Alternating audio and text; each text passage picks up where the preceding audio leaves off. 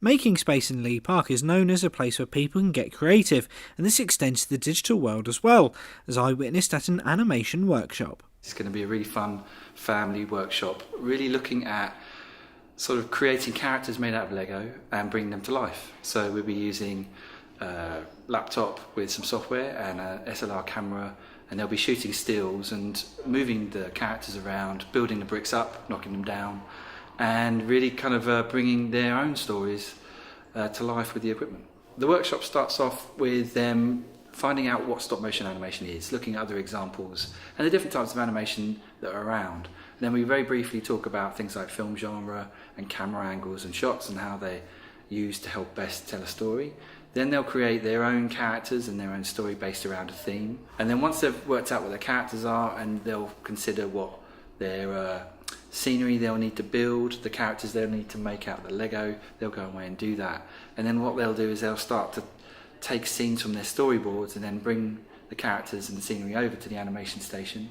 They'll be working on some software, creating the different stills for their stop motion, and then at the end of the day I'll go away and put all the pieces together, add some music, add some titles, and add their voices as well that they would have done from their scripts. Animation is also a personal passion for Paul, who says that Lego is the perfect medium to work with. I had a video camera when I was very young, and I was playing around plasticine, things like that, and throughout the years I've had different careers and different jobs, but I was very lucky about 8 years ago to work for a company that trained me up in how to do workshops and things like that, and so now I teach film, photography and animation to young people, people with special needs and people of all ages and abilities, because it allows them to find different ways of showing their ideas and creating stories and expressing themselves.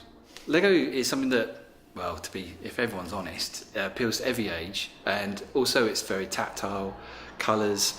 And I tend to use the old school Lego as well, so you kind of have to use your imagination a lot more to create, whether it's a background, a scene, or characters themselves. So it just means that they get to use their imaginations far more than if I was to bring Toy Story characters or something like that, which I sometimes do. And because of the nature of the famous building block, it means that anyone can have a go at making an animated movie of their own with little to no cost. Things like iPads and even iPhones and small webcams, and the accessibility of very cheap or even free software means that anybody can have a go at animation. And it's sometimes done in schools, but it's definitely something you can do at home. There's loads of YouTube workshops on how to do it and great examples on things to try out and to do. So it's something that anybody can do once they've had a go or thinks they're interested in trying it.